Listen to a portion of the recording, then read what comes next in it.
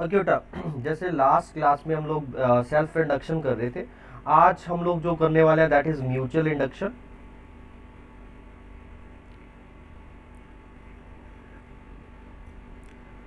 यहाँ पे भी नाम से थोड़ा सा आइडिया लग सकता है कि ये क्या कंसेप्ट है बेटा म्यूचुअल इंडक्शन का।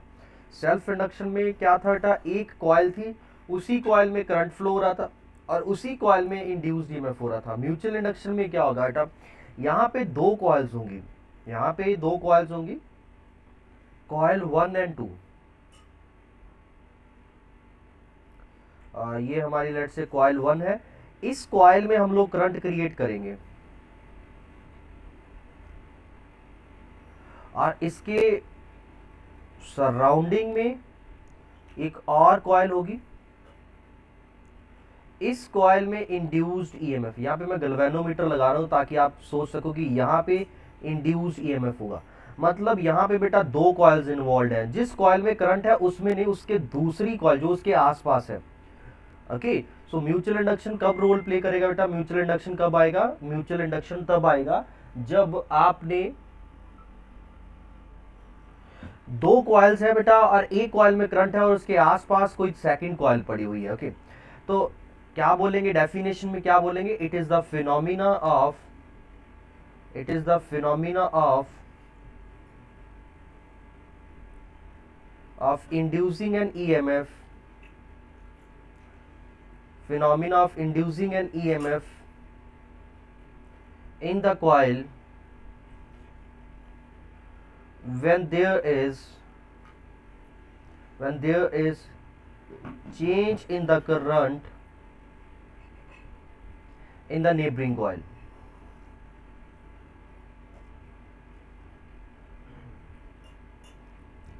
तो कोई उसकी सराउंडिंग में, ये कॉइल इसके एक्सियल कोएक्सियल, दोनों कॉइल्स को कोएक्सियल भी रख सकते हैं। ट्रांसफार्मर में देखेंगे दोनों कॉइल्स कोएक्सियल होंगे, मतलब कोएक्सियल का मतलब है एक ही एक्सिस के ऊपर दोनों कॉइल्स को वाउंड किया होगा। ओके, तो वैसे भी कर सकते हो। बस क्या है बेटा कि जब करंट, देखिए ये स्विच जब ऑन होगी तो क्या होगा, इसमें करंट इंक्रीज करना स्टार्ट कर देगा, इसमें करंट इंक्रीज करना स्टार्ट करेगा। लेट्स से करंट ऐसे इंक्रीज होगा, ऐसे करंट इंक्रीज होगा तो इधर से देखने पे ये साउथ की तरह, ये नॉर्थ की तरह बिहेव होगा। तो जिस तरह से ये मैग्नेटिक फील्ड लाइंस कुछ ऐसे डेवलप हो जाएंगी। अब ये जो मैग्नेटिक फील्ड लाइंस है, ये मैग्नेटिक फील्ड लाइंस ऊपर वाली कॉइल से भी पास होंगी, कुछ मैग्नेटिक फील्ड लाइंस ऊपर वाली कॉइल के साथ भी लिंक्ड होंगी। तो ये जो मैग्नेटिक फील्ड है ये नीचे वाली कॉइल के कारण है।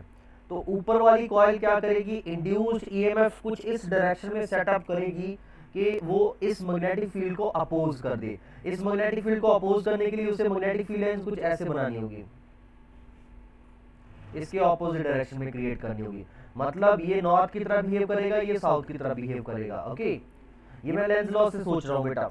लेंज लॉ क्या कहता है कि जो इंड्यूस्ड ईएमएफ होता है वो अपने कॉज को अपोज करता है। यहाँ पे इसका कॉज क्या है, ये जो मैंने मैग्नेटिक फील्ड सेटअप की है, इस कॉइल ने मैग्नेटिक फील्ड सेटअप की है, उसकी डायरेक्शन जो है बेटा राइट से लेफ्ट की तरफ है। तो इसके अंदर जो करंट सेटअप होगा वो अपनी मैग्नेटिक फील्ड किस तरफ क्रिएट करेगा, लेफ्ट से राइट की तरफ, ऑपोजिट डायरेक्शन में क्रिएट करेगा। तो लेफ्ट से राइट का मतलब ये वाला लेफ्ट वाला एंड साउथ और राइट वाला एंड नॉर्थ की तरह बिहेव करेगा। और इधर से देखने पे करंट एंटी क्लॉकवाइज होगा। ओके, कुछ इस तरह से करंट ऐसे बाहर निकलेगा। ओके, तो ये करंट का डायरेक्शन आपका इस तरह से आ जाएगा। ओके, सो बेसिकली क्या हो रहा है, ये जो इंड्यूस्ड ईएमएफ है ये लूप में सर्किट में करंट सेटअप कर देता है, वो current further magnetic field setup कर देता है। वो जो मैग्नेटिक फील्ड सेटअप हुई है, जो आप बोल सकते हो इंड्यूस्ड करंट की वजह सेटअप हुई है, वो एक्सटर्नल मैग्नेटिक फील्ड को अपोज करेगी। दोनों की डायरेक्शन अपोजिट होनी चाहिए। You can see it from here. We can do one thing, जो मैं अभी रेड लाइन से ड्रॉ कर रहा हूं बेटा, ये आपकी इंड्यूस्ड मैग्नेटिक फील्ड है, ऊपर वाली कॉइल में जो मैग्नेटिक फील्ड सेटअप हो रही है। ओके, दोनों मैग्नेटिक फील्ड को डिफरेंशिएट कर देते हैं डिफरेंट कलर से। लेट्स से इसे मैं ब्लैक से बना रहा हूँ बेटा, इसे ब्लैक से बना देते हैं, तो नीचे वाली कॉइल के कारण सेटअप हुई है, ताकि आप डिफरेंशिएट कर सको डायरेक्शन में।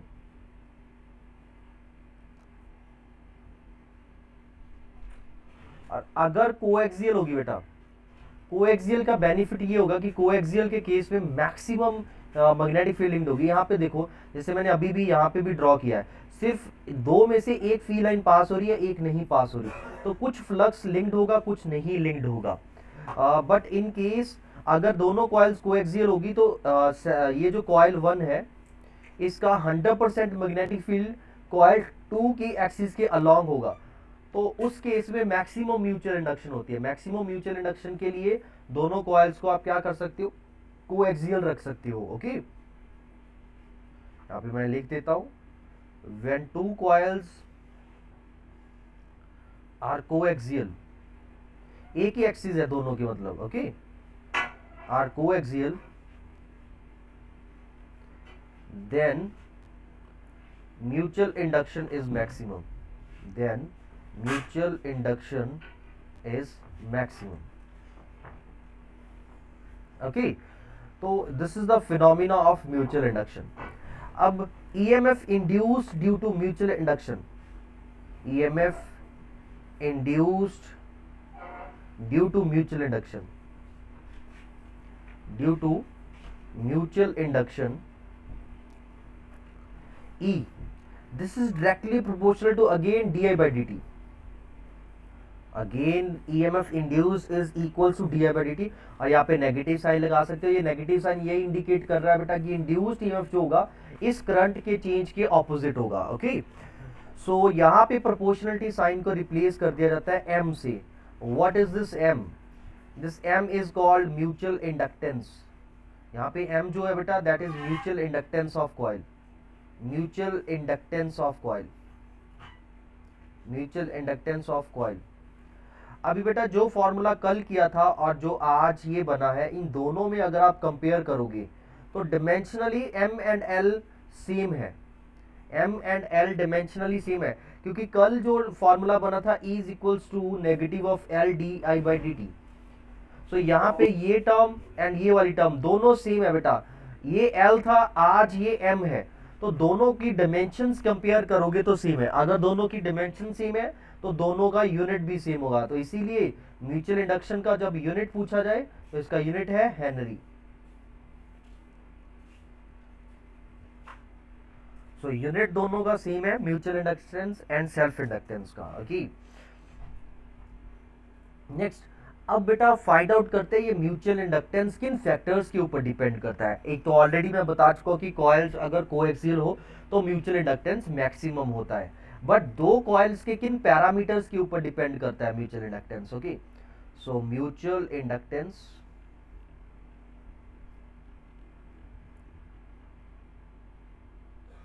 तो बेटा यहाँ पे जो मैं केस कंसिडर कर रहा हूं, दो कोएक्सियल कॉइल्स ही कंसिडर कर रहा हूं। ये पहली कॉइल है, कॉइल 1, कॉइल 1 का क्रॉस सेक्शनल एरिया A1 ले लेंगे। Okay, coil area cross sectional area A1 consider कर लेना।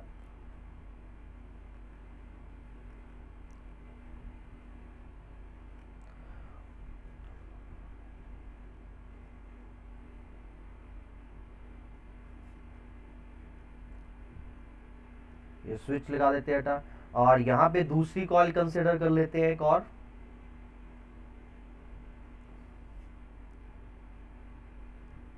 ये आपकी सेकंड कॉइल है। दोनों कॉइल्स को अभी मैंने कोएक्सियल रख दिया था। दोनों कॉइल्स की नंबर ऑफ टर्न्स में डिफरेंस हो सकता है, दोनों कॉइल्स की नंबर ऑफ टर्न्स में डिफरेंस हो सकता है, क्रॉस सेक्शनल एरिया में डिफरेंस हो सकता है। ओके, और लेंथ हम लोग एक तरह से एक ही कंसिडर करेंगे। देखो दोनों की लेंथ अप्रोक्सीमेटली सेम ही है, ये इनकी लेंथ L है बेटा। Okay, so let's say let N1 and N2 are the number of turns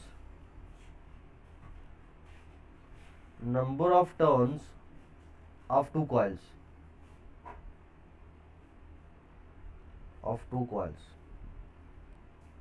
of coil 1 and 2 लिख लो, of coil 1 and 2 respectively। तो हमारी बेटा ये जो रेड है ये हमारी कॉइल 2 है, और जो ये हमारी कॉइल 2 है, और जो नीचे ब्लू है दैट इज योर कॉइल 1, ये आपकी कॉइल 1 है। सो ये हमने नंबर ऑफ टर्न्स की बात कर ली. Next A1 and A2 are the cross-sectional area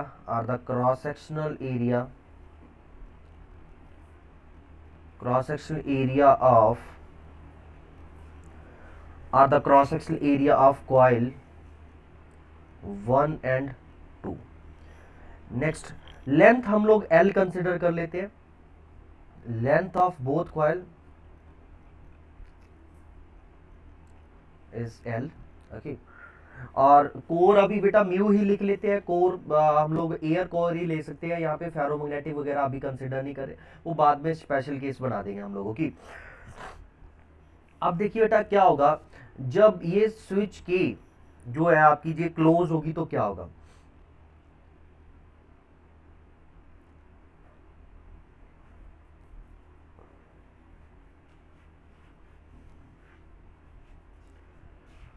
When key is closed, current increases in the coil 1. Current increases in the coil 1. One coil में करंट इंक्रीज होगा. So magnetic field along the axis of coil 1 and 2, B will be equals to आ जाएगा mu naught N1 by Li. Okay. Mu naught Ni formula होता है बेटा, small n होता है वहां पे. स्मॉल n को मैं क्या लिख रहा हूँ, number of turns per unit length N1 by L. और ये नंबर ऑफ टर्न्स किसकी होती है बेटा, ये उस कॉइल की होती है जिसके अंदर करंट फ्लो कर रहा होता है. करंट किसके अंदर फ्लो कर रहा है, कॉइल 1 के अंदर. सो that's why I am writing here N1 not N2. Okay. क्योंकि चलो लेंथ तो हमने दोनों कॉइल्स की सेम मान ली है, तो उसमें तो कोई कंफ्यूजन नहीं हो सकती. यहाँ पे बच्चे ये सोचते हैं कि N1 लिखूं कि N2 लिखूं. देखो बेटा जो यहाँ पे करंट फ्लो हो रहा है, मैग्नेटिक फील्ड कौन सी कॉइल प्रोड्यूस कर रही है, मैग्नेटिक फील्ड प्रोड्यूस कर रही है कॉइल 1. तो अगर कॉइल 1 मैग्नेटिक फील्ड प्रोड्यूस कर रही है तो कॉइल 1 की ही नंबर ऑफ टर्न्स कंसीडर करेंगे. ओके. अब नेक्स्ट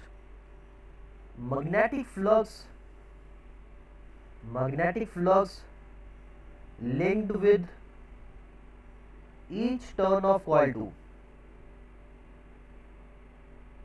coil 2 की हर एक टर्न के साथ जो फ्लक्स लिंक्ड होगा that will be equals to जितना मैग्नेटिक फील्ड है बेटा B1 मैग्नेटिक फील्ड है into cross sectional area A2.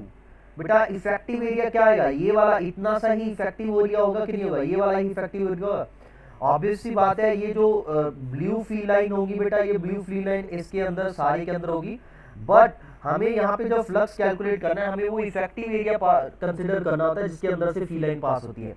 और जब कॉइल 2 की बात हो रही है तो कॉइल 2 का इफेक्टिव एरिया A2 होगा. ओके. तो ये वाली फील्ड लाइन जो नीचे से पास हो रही है, बाहर से पास हो रही है, इसके उनको नहीं कंसिडर करेंगे. ओके. Into cos 0. सो ये फ्लक्स आ गया हर एक कॉइल के साथ. This will be equals to mu naught N1 by L I into A2. Now this is a flux linked to each turn. अब मुझे magnetic flux of complete coil 2 निकालना है. Magnetic flux of coil 2 total 5 will be equals to क्या देगा, उसकी number of turns N2 है, N2 times flux linked to each turn. So this will give us mu naught N1 N2 A2 upon L into I. So this is the flux. अब according to Faraday's law,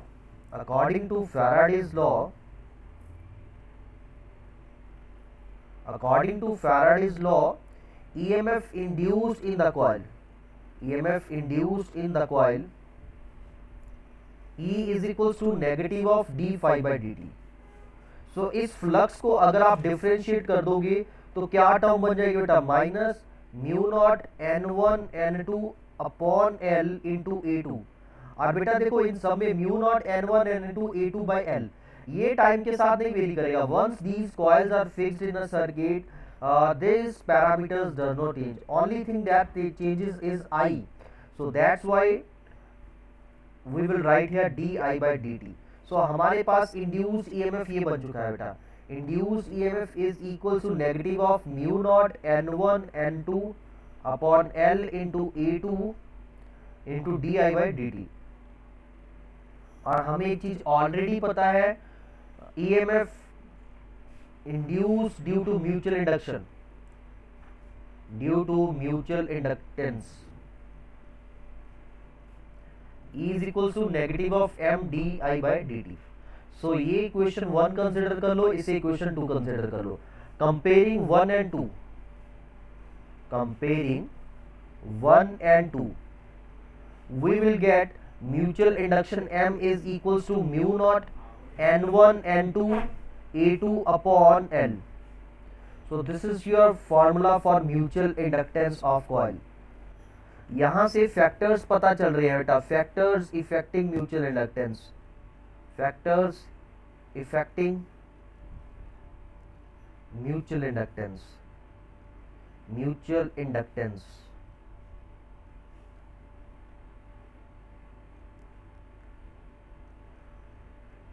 सो इसमें भी बेटा similar factor से ही है, length of coil effect कर रहा है, length of coil, फिर नंबर ऑफ टर्न्स,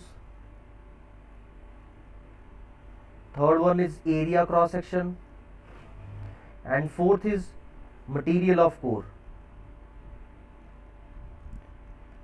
ओके, अगर आप यहाँ पे कोर में कोई मटेरियल यूज करोगे बेटा, फेरोमैग्नेटिक मटेरियल यूज करोगे, तो एम क्या हो जाएगा, म्यू आर टाइम्स हो जाएगा कि नहीं हो जाएगा। यहाँ पे मैं स्पेशल केस में लिख देता हूं ये चीज, इफ मटेरियल ऑफ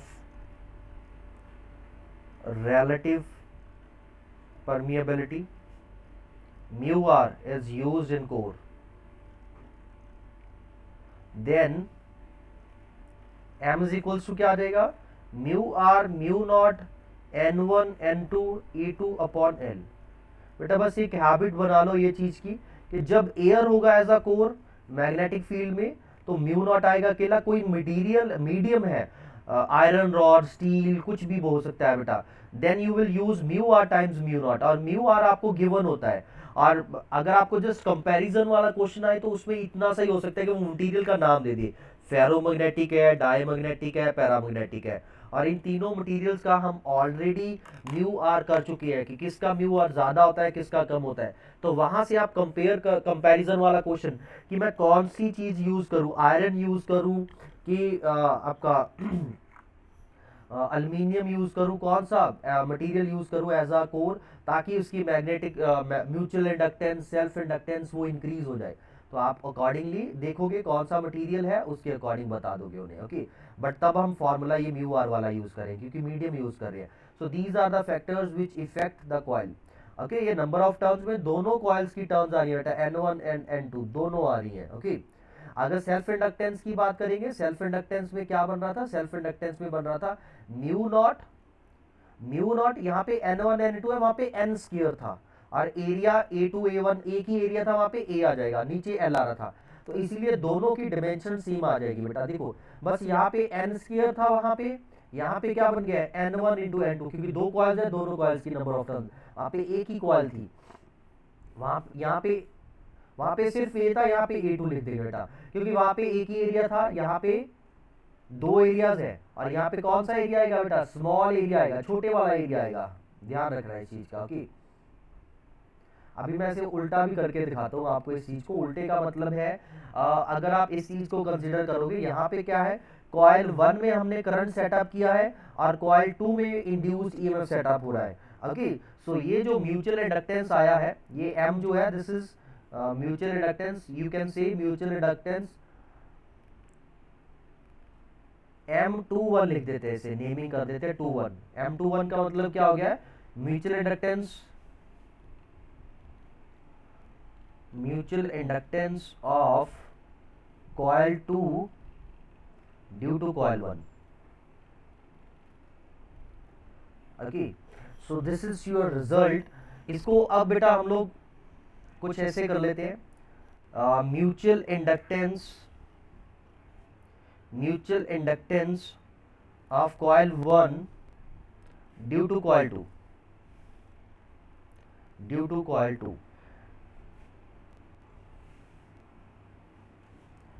हमने क्या किया, जो पहले जैसे बेटा कंसिडर किया था, ये छोटी वाली कॉइल थी आपकी जिसका एरिया A2 था, और इसके साथ हमने दूसरी कॉइल लगा रखी थी। ओके, अब क्या है, इसके साथ ऐसे यहाँ पे बैटरी कनेक्ट कर देते हैं। सो यहाँ पे बैटरी कनेक्ट कर दिया अभी मैंने, ये स्विच की है आपकी, और यहाँ पे पहले की तरह बेटा ये दूसरी कॉइल आ गई आपकी।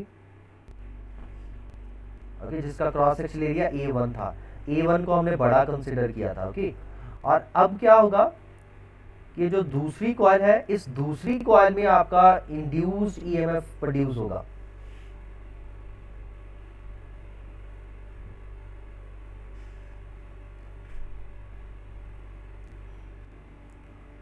इसमें गैल्वेनोमीटर लगा देते हैं, जहां पे गैल्वेनोमीटर लगा हो उसमें इंड्यूस्ड ईएमएफ सेटअप हो रहा है। फिर से सारे पैरामीटर सेम है बेटा, N1 N2 number of turns है, A1 A2 cross sectional area है। ओके, सीधा मैं स्टार्ट कर रहा हूं। सो अब क्या होगा बेटा, व्हेन स्विच की, when key is closed, when key is closed, then current in coil 2 increases। Okay, अभी करंट किस में इंक्रीज होगा बेटा, कॉइल 2 में। ये आपकी क्या है, कॉइल 1 है, और ये रेड वाली क्या है आपकी, कॉइल 2 है। This is your coil 2।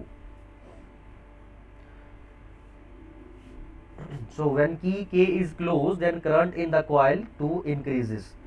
So पहले magnetic field along the axis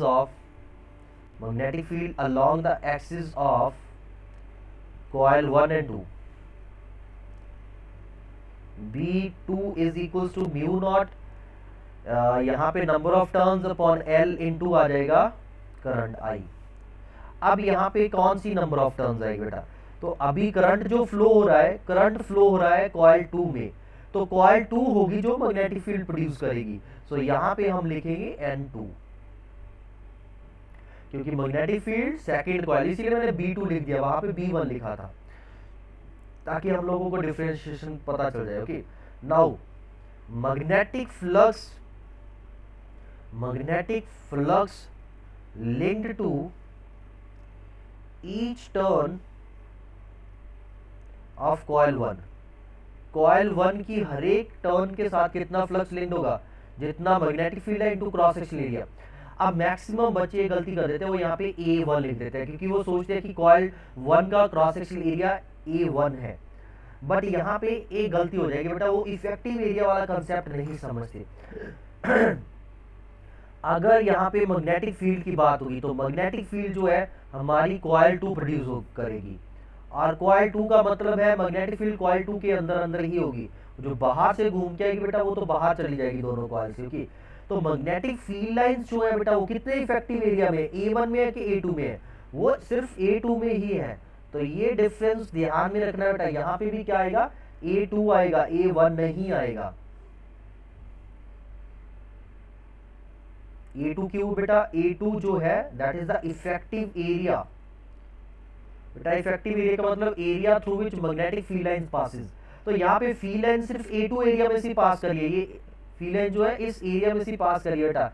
यहाँ पे इस वाले एरिया में कोई मैग्नेटिक फील्ड नहीं है। ओके, तो इसको कंसीडर ही नहीं करना है, सिर्फ उतना ही कंसीडर करना है जिसमें से फील्ड लाइन पास हो रही है। तो that's why B2 into A2 आ जाएगा, which will give us mu naught N2 by L A2 into I। सो ये फ्लक्स आ गया हर एक कॉइल के साथ। So total flux of coil, total magnetic flux of coil 1,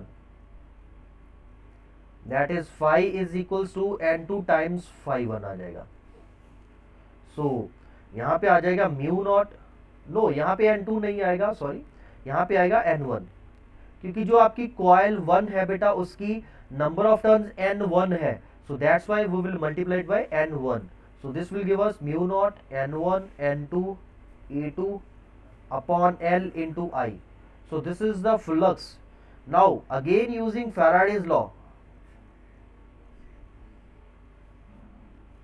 according to Faraday's law, induced EMF E is equals to negative of d phi by dt. And if we differentiate this thing, this will give us mu naught n1 n2 a2. Constant है, l भी constant है, variable क्या है, di by dt, variable current है, so this will be di by dt. So again comparing it with the result, that is EMF induced due to mutual induction, induced due to mutual inductance is equals to negative of m 1 to di by dt.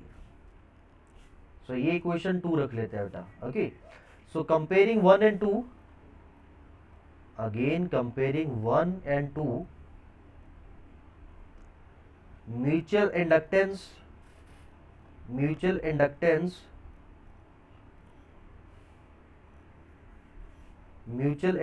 of coil 1 due to coil 2, M12 will be equals to mu naught N1 N2 A2 upon L.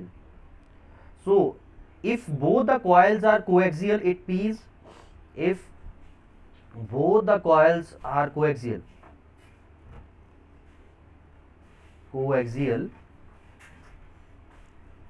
then M12 is equals to M21. दोनों term same आ गए बेटा, equals to mu naught N1 N2 A2 upon L. बहुत बच्चे सोचते हैं कि ये डिफरेंस होगा इन दोनों में, बट ये डिफरेंस नहीं है बेटा, ये सेम है. बहुत बच्चे यहाँ पे A1 लिख देते हैं, इसके केस में A1 और उसके केस में A2. सो यहाँ पे मैंने आपको वो इफेक्टिव एरिया वाला कंसेप्ट समझा दिया बेटा. जैसे ये एरिया आपका A1 है और ये एरिया है A2.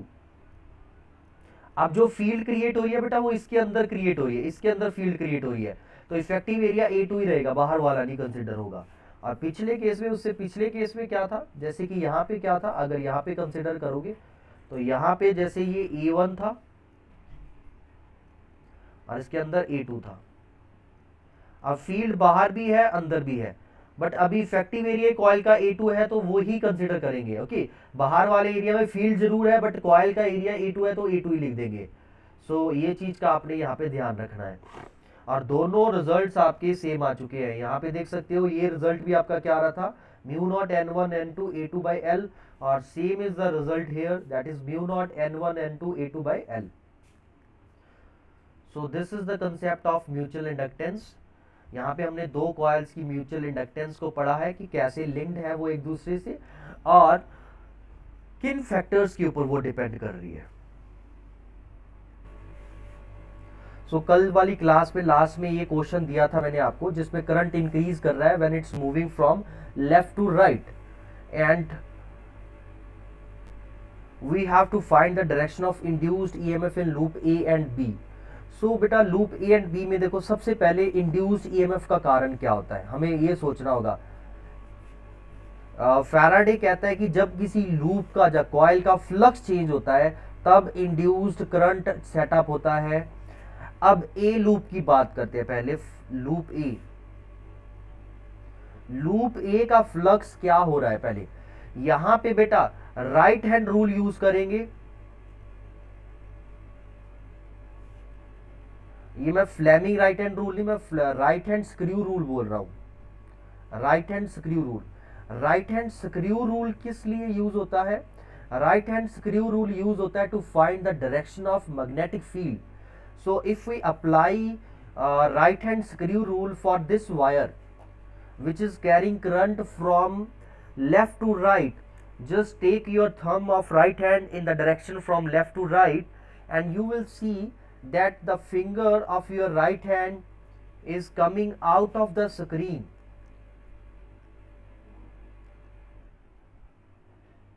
On the top of the wire and नीचे, वायर के नीचे क्या होगा बेटा, इस तरफ क्या होगा, ये फिंगर्स आपकी अंदर को जा रही होंगी, तो फील्ड लाइंस यहाँ पे पेपर के परपेंडिकुलर अंदर को होंगी बेटा. ओके, तो यही डिफरेंस है दोनों लूप्स में कि दोनों लूप्स के अलोंग जो मैग्नेटिक फील्ड सेटअप हुई है उनकी डायरेक्शन ऑपोजिट है सबसे पहले.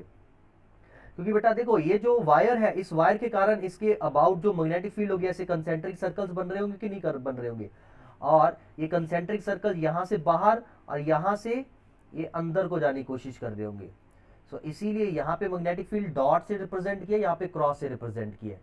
अब यहाँ पे ये जो मैग्नेटिक फील्ड बी है, सबसे पहले देखो बेटा, अगर करंट इंक्रीज हो रहा है, we know magnetic field due to wire mu naught by 4 pi two I by R, which means B is directly proportional to I है। तो अगर करंट इंक्रीज कर रहा है तो बी क्या हो रहा है बेटा, बी आउटवर्ड डायरेक्शन में इंक्रीज हो रहा है।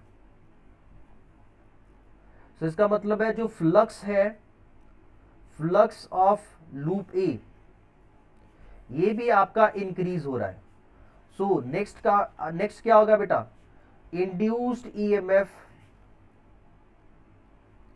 और you can say current here will decrease the loop, will decrease the flux of loop, will decrease the flux of loop, will try to decrease the flux of loop A। अभी A loop का flux कैसे decrease हो सकता है? देखो बेटा, flux magnetic field के ऊपर डिपेंड कर रहा है, एरिया के ऊपर डिपेंड कर रहा है। एरिया, जो एरिया है ये फिक्स्ड है बेटा, कांस्टेंट है, इसे नहीं वेरी करवा सकता। करंट फ्लो होने से एरिया नहीं चेंज होगा। ऐसा थोड़ी है कि ये वायर जो है बेटा ये कंप्रेस हो जाएगी या स्ट्रेच हो जाएगी जिससे एरिया क्रॉस सेक्शन बढ़ जाएगा, वो नहीं होने वाला है। एरिया फिक्स्ड है, तो only thing variable here is B. B अगर बढ़ रही है तो ये इंड्यूस्ड करंट क्या करेगा, इस बढ़ती हुई मैग्नेटिक फील्ड को डिक्रीज करेगा। सो induced current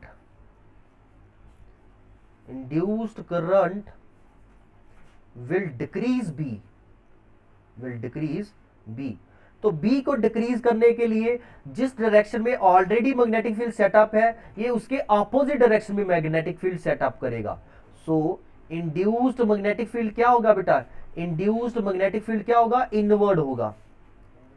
तो इस लूप के अलोंग देखिए बेटा, ये वायर जो स्ट्रेट इनफाइनाइट लॉन्ग वायर है आपके पास, ये wire outward magnetic field create कर रही है और इस लूप ने खुद इनवर्ड मैग्नेटिक फील्ड क्रिएट कर दी, जिस वजह से नेट मैग्नेटिक फील्ड का मैग्नीट्यूड क्या हो जाएगा, कम हो जाएगा। सो इसलिए जो आपका इंड्यूस्ड करंट है, induced current will decrease magnetic field.